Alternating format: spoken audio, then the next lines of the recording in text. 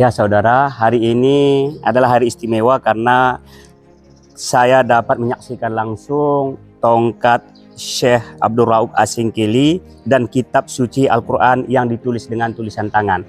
Syekh Abdul Rauf Asingkili merupakan ulama tersohor berkaliber internasional pada abad 16 dan 17. Beliau merupakan orang yang pertama sekali menerjemahkan Al-Quran ke dalam bahasa Melayu atau sekarang sebagai bahasa Indonesia.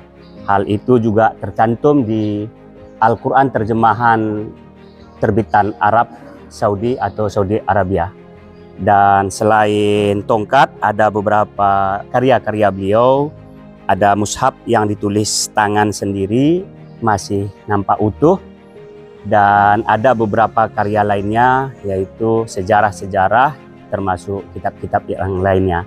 Ini diabadikan dan disimpan oleh pemerintah melalui majelis